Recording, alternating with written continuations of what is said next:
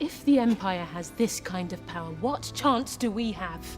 What chance do we have? The question is, what choice? Run, hide, plead for mercy, scatter your forces. You give way to an enemy this evil with this much power, and you condemn the galaxy to an eternity of submission. The time to fight is now. You've never heard of the Millennium Falcon? Should I have? It's a ship that made the Castle Run in less than 12 parsecs. Hey everyone, and welcome to Castle Run Weekly. My name is Danny, I'm Heather. and today we are once again joined by our very special guest, Stephanie! Hi! Welcome back. Thank you. Thanks for having me again. Well, Always. we had such a good time last time that we had to have you back. Absolutely. So we're continuing our Ladies of Force. So last week we talked about Padme and Leia, and this week our focus is going to be on Jyn and Rey. Yay! So it's a couple fairly new characters. So Heather, do you want to start us off? I wanted to start us off by saying that I'm fully aware that they didn't live in the same timeline. Well, there you go. Because so many people seem to be confused about that, and just because we put them in the same show does not mean we believe that they lived at the same time. We are fully aware that they didn't. Before we get complaints. Yeah. But see, I think that while yes, they are similar in a few ways, you know, like they were both abandoned, they're both very resourceful, they think outside the box.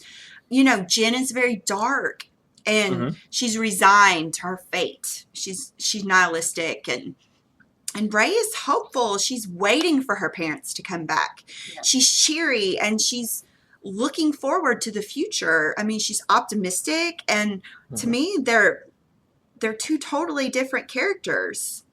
Yeah. To me, you get to see Rey be more hesitant and more not self-conscious, but in her decision making, I guess. She has different priorities. Right. And, you know, we see Jyn, you know, besides when she's a child, we see her be very sure, you know, until like the very end of that movie. But she's pretty set in her ways, where Rey is a little bit younger, Still discovering herself, and Jyn is like, nope, this is who I am. Yep. Put a stamp on it. It's not a problem if you don't look up. That was the defining moment of that movie for me, is because she sat there, and even when she was saying it, you could tell that she felt that it was wrong to say, and she still, that's just how it's going to be, and that's how I'm going to do it. It was a sad moment in the movie, really. I mean, obviously it was great that she eventually does turn that around and everything, but as soon as she said that, I mean, that line rings so true in so many different ways. And it's heartbreaking. It is. That is a perspective a lot of people hold. And so that, I know I've heard similar things before. I've been that person before who's just kind of like, well, it doesn't necessarily affect me, so what does it matter? But in Rogue One, like the whole thing about how rebellions are built on hope. The Force is with me. I am one with the Force. Like all of the themes in that movie, like it was powerful. Yeah, it was powerful. It was so true. And I believe that Jyn really helped make that a truth, because her character throughout that movie, I mean, you see the physical change, the growth and everything, through her beliefs, where she was abandoned, basically, in much in the same way that Rey was, but she was just abandoned, left in a hole for some guy to come hobbling around and going, "Hey, I got you. Come on."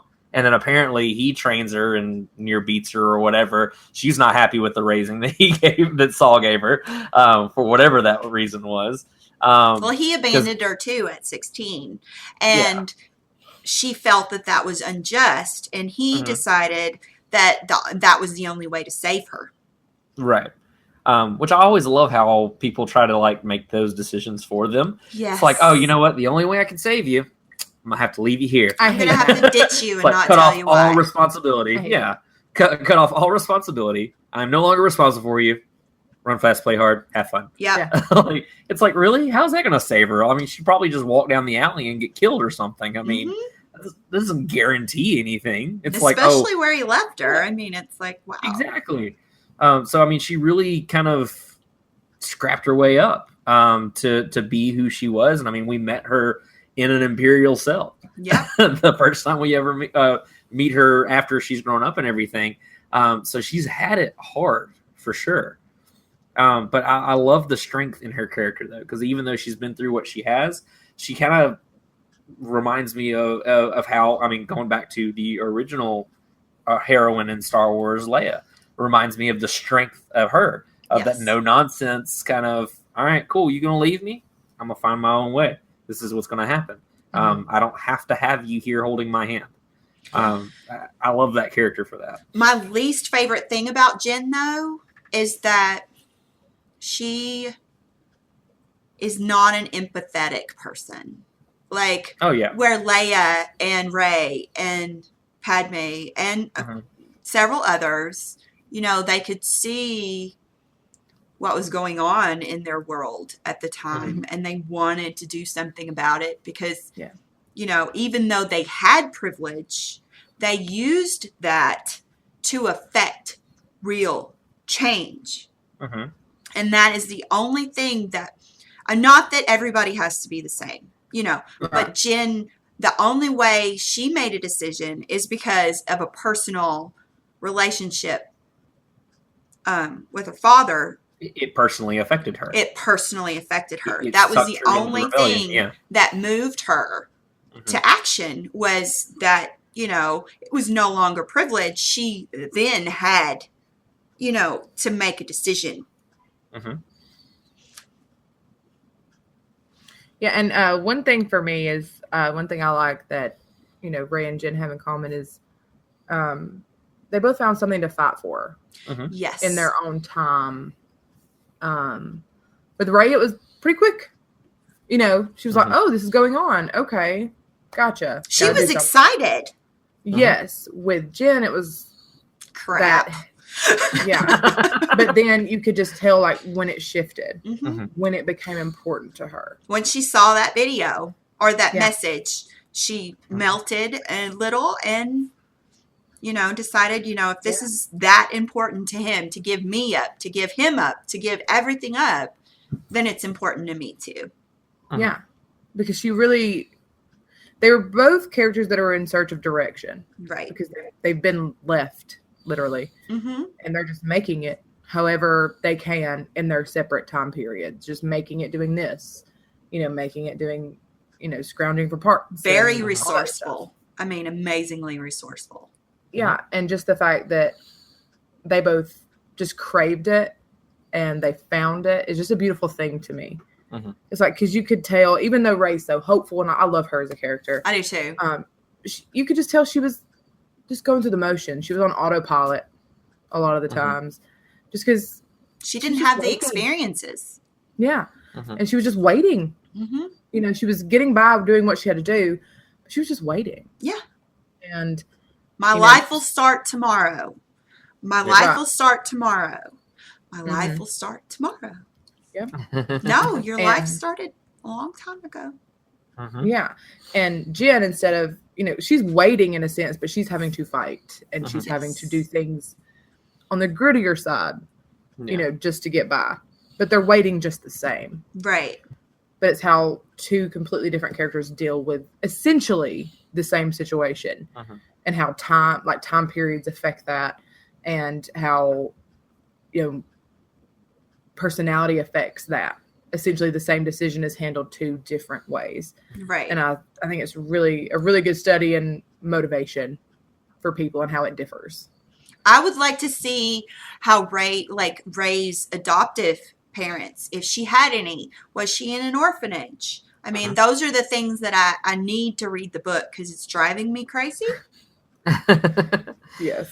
But I feel like she didn't have the same, like, she's in a lot of the same situation, but she didn't have the same adverse life, and she didn't. It's nature versus nurture. Like, she didn't have a militant terrorist as a father. Right. I don't think. You know, We don't know yet. we don't know yet, but Ray Palpatine, right? No, I'm just playing. Ray Snoke. No, I'm kidding. I'm kidding, guys. I'm kidding. Yeah, so I think that, you know, they were raised in totally different environments and with totally different personalities, and they still fight tooth and nail to get what they think they want, whether that's really what they want or not. They fight to get back to Jakku, even though it's going to kill them. You know, obviously, you're not going to survive it, but they're going to be back tomorrow. Yeah.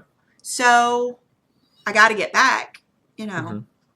But, yeah, and then, you know, Jin just wants to not be anymore. I get that from her for some reason. Like, she's strong and she wants to succeed, I guess, but she just knows that she never will, and therefore she's just kind of hanging on, and it's like, I just want to be. Yeah, I mean, like you were saying, it kind of feels like she is just kind of going through the motions.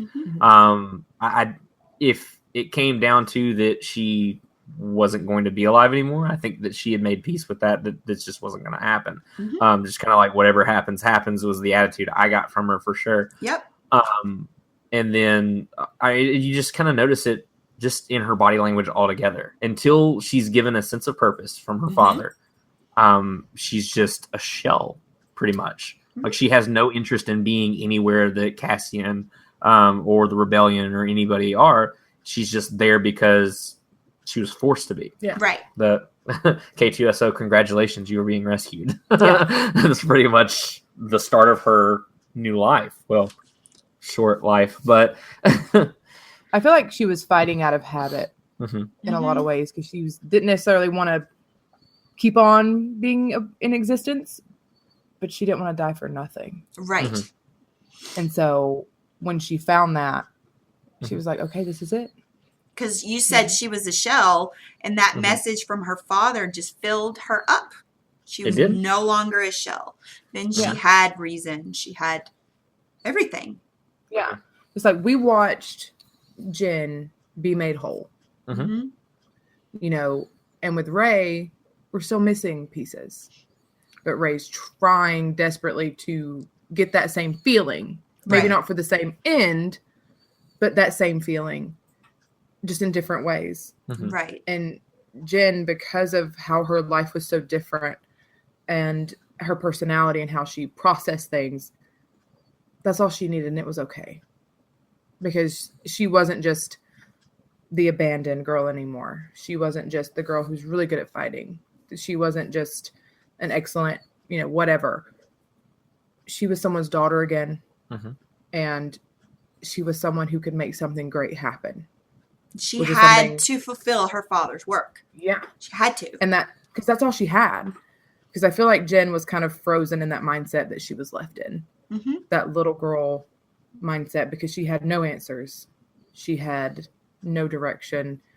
She was just left with a bunch of questions. And when they were answered, and some people in life, that's all they want. That's all they need is answers. You know, and not saying that, you know, they're going to off themselves or whatever, but just saying that that's enough for some people. Right. The why, it is what it is.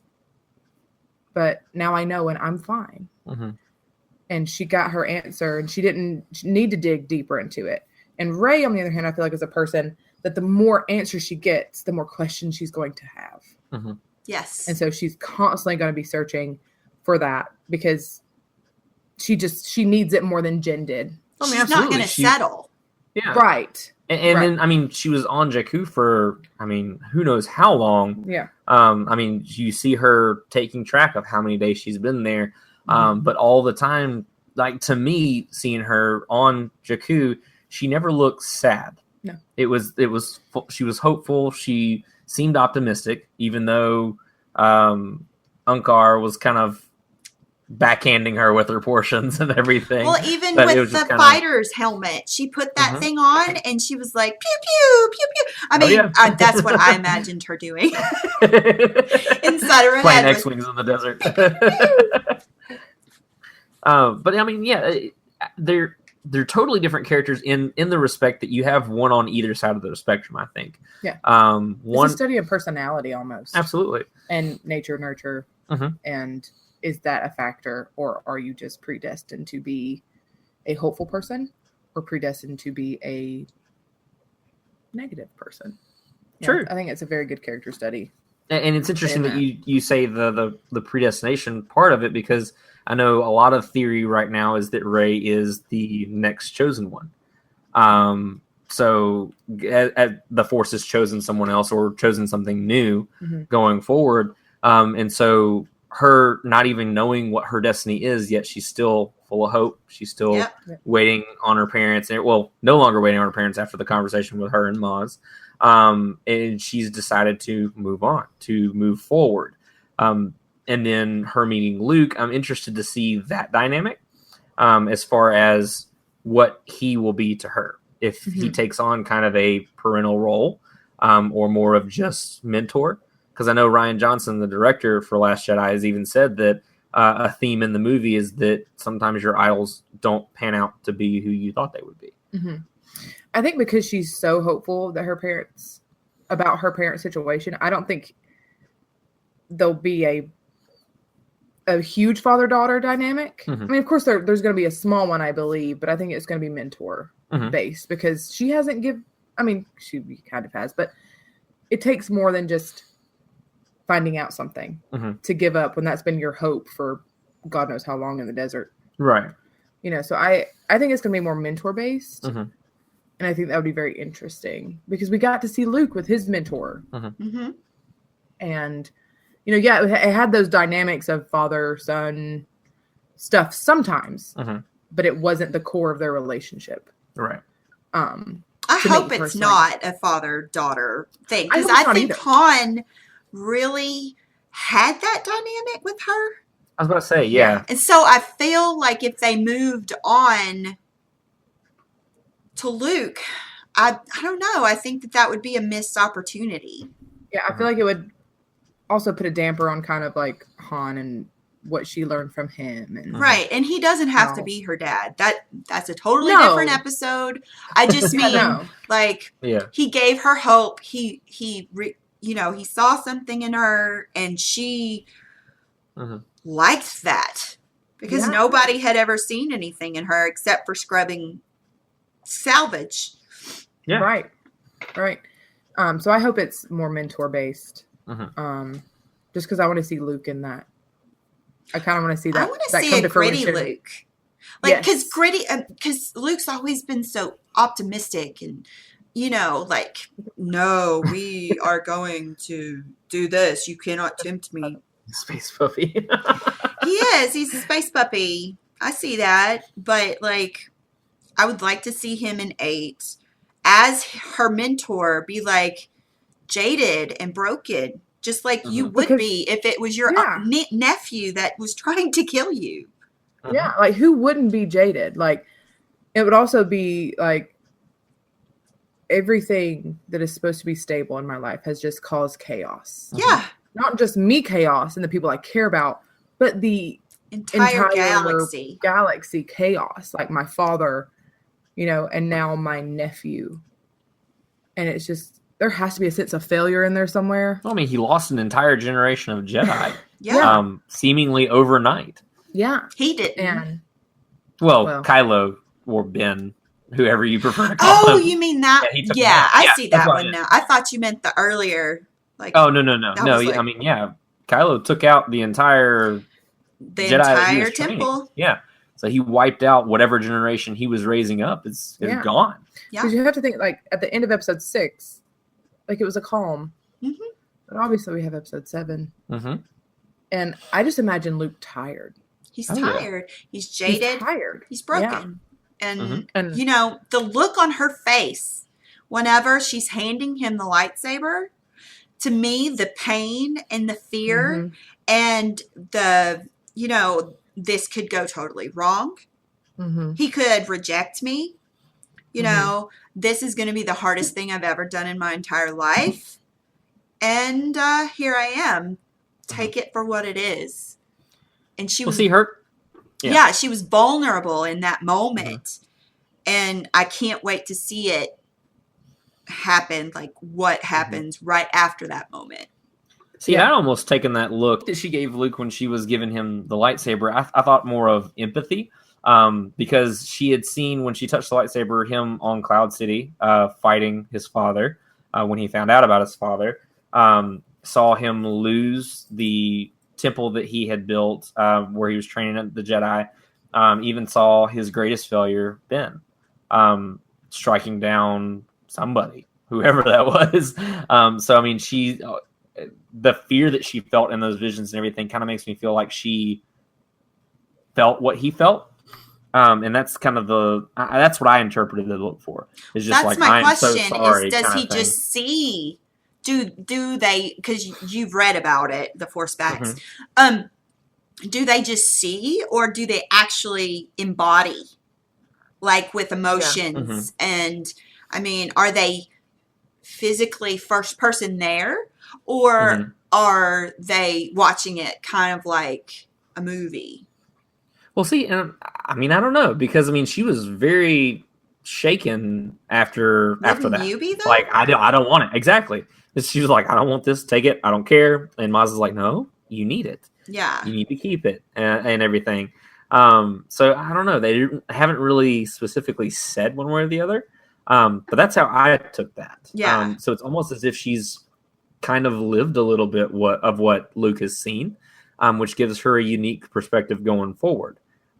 It's almost as if she understands him a little bit more than anyone else. So the look was, in your opinion, not, please accept me. It was more, hey, I brought this back to you, even though I know that you never wanted to see it again in your entire life, but I did it anyway. And please accept me. And please. Yeah, I think it's a combination of all that. And I also think it's like a challenge. Yeah. Kind of. I could see that. Kind of like, I get it. You don't think I get it as much as I do, but I get a piece of it. Right. So what are you going to do? Like, are you just going to ignore it? Are you just going to give up now? Yeah. And hide? Or are you going to do what you're meant to do? Which is a cool parallel between that and Jin. Yep. Hey! Look at that. Connecting the imaginary dots. Whoop, whoop. Because I mean, like, he's not full of purpose. He's retreated and he's like, I'm done. I'm not doing this anymore. But everything he's ever done has only made things worse eventually. Yeah. Because even the Death Star, it eventually brought about, devastation. Even though devastation probably would have been worse if he hadn't, it still feels in your own heart when something horrible happens because of what you did. Yeah. Yeah. A lot of guilt there. There's a lot of guilt there and a lot of shame. For sure. And so, yeah. But I loved Jin. I did too. Just because she was so different from the other females. She didn't need to be a Disney princess. No. And she didn't even need to be a focal point almost. Right. Like, a lot of times she just sat in the background. Not because she wasn't interesting. Right. But just because she had nothing to give, because either she didn't care. Yeah. Or she was trying to figure out a way out. Or, she was trying to come up with a plan. Instead of being at the forefront, kind of in your face, making decisions, it took her longer to get there. And we got to see her just witness things. And people are like that. Whereas with Rey, you got to see a lot of, taking charge and trying to do those things, and be in the forefront more. Right. And it made it feel like, Jen had a purpose and she found it and she served it. And Rey, she's still looking for that. She's kind of found it, but she's trying to find her place in that mission purpose thing. But I really liked Jen just because she was so different from Leia and Padme to me. Just that it was like, oh, wow, you're not only like strong and kind of cold, but you're kind of detached She from is. everything. And I don't blame you Mm-mm. because you've been alone. You know, you probably can't talk about emotions and stuff with, what was his name? Saul. Oh, Saul. Yeah. Yeah. You know, and You could probably talk about it with the boar gullet. I doubt he braided her hair. yeah, Probably not. but I can see her and the boar gullet though having a cool friendship. I was curious but I saw a thing the other day that said Cassian and Jen should have kissed in the No. final scene. I was just about to ask that same question. So my personal feeling is yes, they embraced because they were about to die. I didn't get a romantic, but more of a friendship. We have gone through this together, and I'm not trying to be intimate. I'm trying to bring you close as a friend as our lives end. right. Mhm. I don't think they should have kissed. I'm glad they did not kiss because it's so realistic. It's like up until then, I didn't trust anybody. Both of these characters trusted like no one. They were mission driven, whether it was a higher mission or a personal mission, Mm-hmm.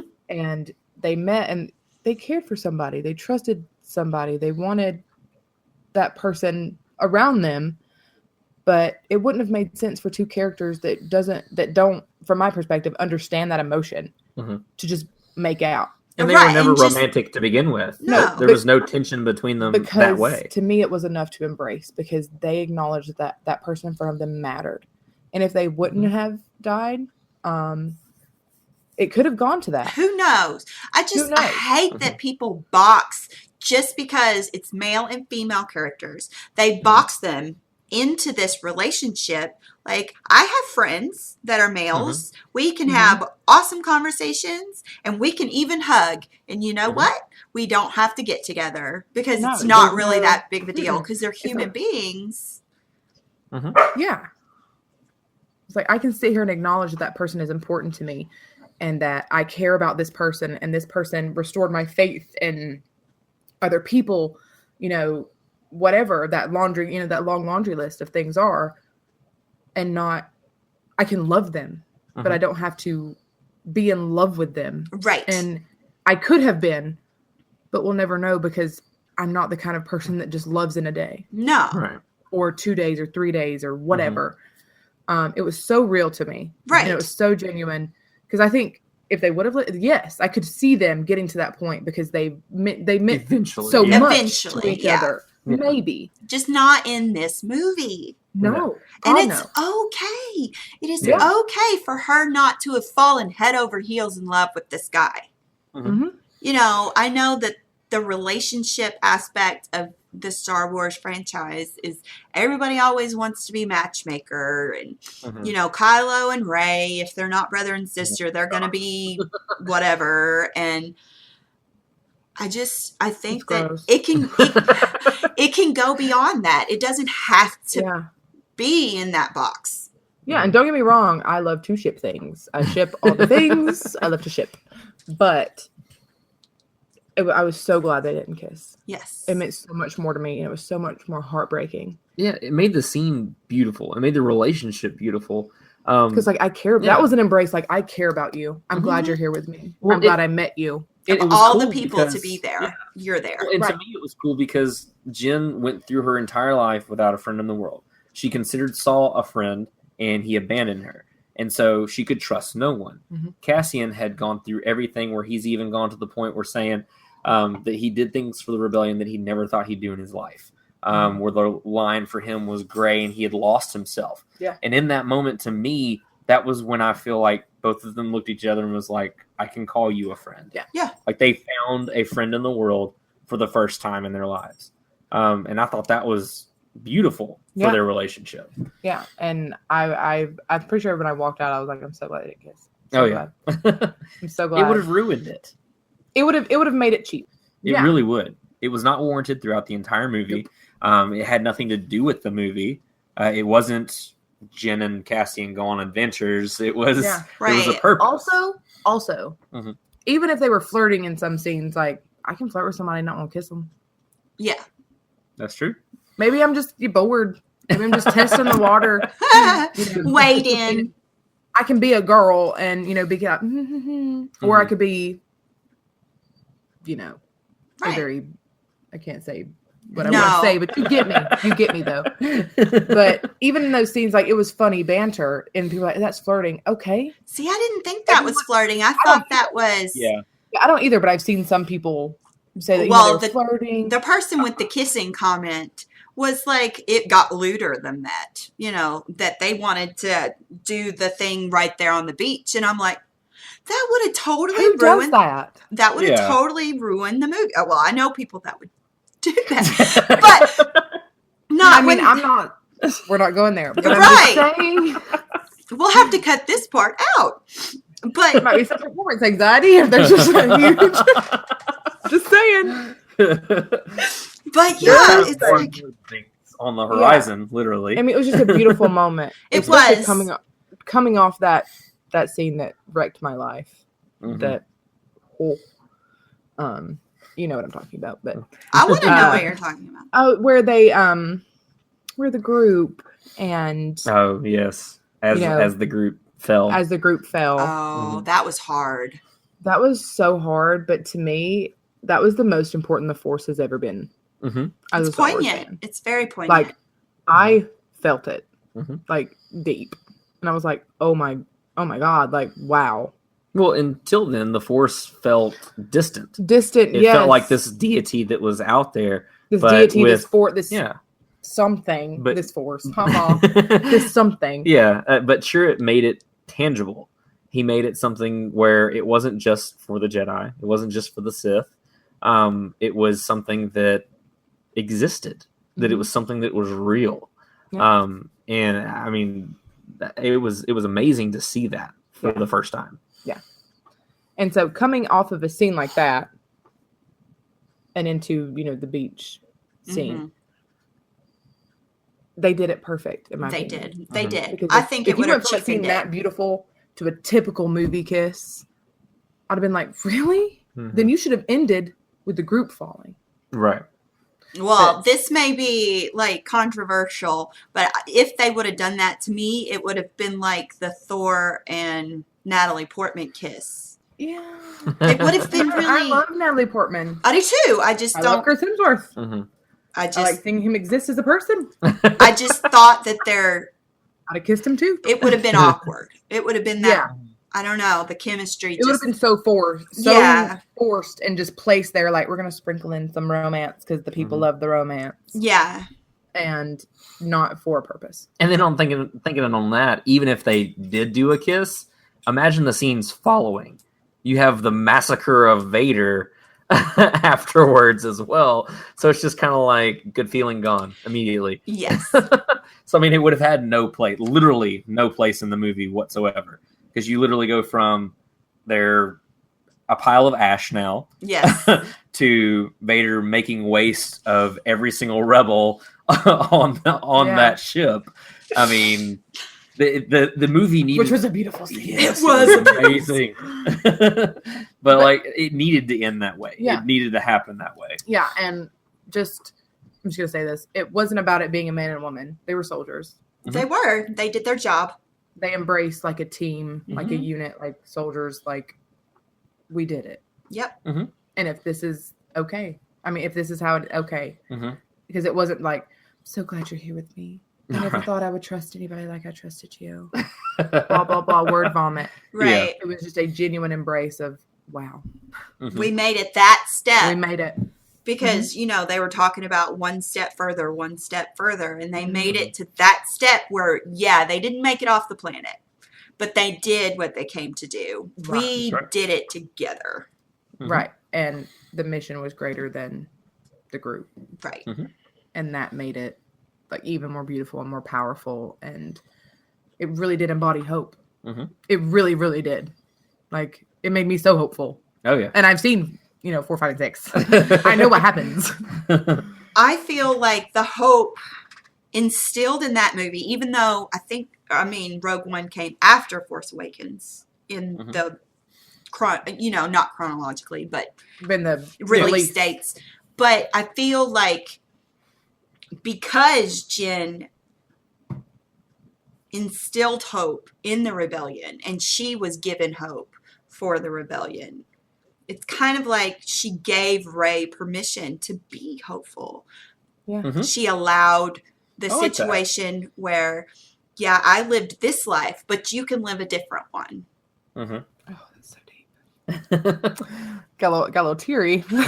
So we can go ahead and I'm end the fine. episode now. We're good. No. But that is perfect. That to me, wow, I did get emotional just there. But that's exactly right. It's like if there wouldn't have been Jen and her life and her actions, we would have never gotten to see the beauty and the hopefulness and the triumph of everything that followed. Right. And they did not disappoint on her story. No, they It didn't. seems so important and Mhm. it seems so impactful because it had to be. And they didn't let me down on that. at And the all. people that feel that it was a disappointing story, that she was a disappointing character, to me, they missed the point. They missed the point Mhm. because it wasn't just about her. No, it was it about was the Cassian. team. It was Yeah. about the team. It was about the Right. mission. Mhm. It, the sum of the parts is greater than the separate pieces. Like, Right. and it's not all going to be I did this by myself, like blah blah blah, I came in, I saved. It's we had to, Yes. this has to happen. I cannot do this without you, and you cannot do this without me. It gave me the kind of vibe that with Guardians of the Galaxy, It's like a sports how there's movie. not really how there's not a one singular main character. It was the team. Yeah. The team made up the movie. It made up the whole. And I mean, in all honesty, if you went and tried to pick apart the team and take out your characters, seeing how it would go, it would ruin it. Mhm. I mean, even going so far as to the comic relief K2SO, like if you took him out, it would ruin the That's why movie. I cried. I never I thought, think I was more though, upset about the droid dying than the rest of the people. I never thought of Cassian as a supporting character. No, Right. I Exactly. never really thought that it was Jin's story. I No. thought that it was Rogue One's story. Yes. Right. Which That's is whose the story team, it is. the squadron. Yeah. Yeah. And that I love that. I do too. And Also, people miss it. He has an accent. They think it's all about Jin. They think it's all this or all that. And it's no, you have to embrace the fact Mhm. that it doesn't have to be the same movie. Right. Yeah. That's true. It's like these people aren't Jedis. There's not a chosen one. This is not what the point of this story. No, they Okay. shoot people and they don't This is do it life in in the the galaxy. best time sometimes. It's not always in self-defense. Sometimes it's because you got a gimpy arm and you can't crawl out and they're doing you a favor. Yep. You Yeah. know, it's like, It's very much a war. it is. And it's the pure essence of a war. It's not, Lawful I came in with good. my- That's what I with my- always say. it's Mhm. yeah, it's not when I come in and I swoop in and the team wouldn't have made it without me. It's, we have a purpose and we have a bigger mission and we have to do this. There's no half in, half out. If we don't do this, like, not only will we be dead, either way, Right. everyone else will. Mhm. And it's putting the importance of the world, the galaxy, the people, the strangers you don't know, above the importance of yourself and even the people you love and care about. And I consider society a body, like one big body. Yeah. Like I take care of myself and I take care of my family and I take care of my own. Yes, but I try to take care of society right. as a whole. And I feel like that's the point you're trying to make in my mind is Mhm. that, yes, they were going to die and they knew it. And all they needed to do was run away, go to the outer rim, go somewhere and disappear. Mhm. But they didn't because they didn't want to. There was a bigger purpose and everybody, it's an ecosystem. Everybody is affected by other people. And I think that they really got that across. Mm-hmm. Absolutely. Yes. Thank you guys so much again for joining us for Kessel Run Weekly. We have episodes coming out every single Wednesday and Friday. You can find us at kesselrunweekly.com, as well as all of our social media at Kessel Run Weekly. And again, thank you so much, Stephanie, for joining us. It was fun, just like last time, even better. It was a lot of fun. So can you tell them where to find you? Yes, I'm a part of Superpowered Fancast. You can find us pretty much on everything at Superpowered Fancast, except for Twitter at Superpowered Fan. We do have a Facebook page, Superpowered Fancast. We have our own website, superpoweredfancast.com, and you can also hear Daddy's lovely voice there as well. And yeah, thanks for having me, guys. Yay! You'll have to come back. Yes, definitely, for sure. Well, cool, guys. So again, for Kessel Run Weekly, my name is Danny. I'm Heather. And may the force be with you.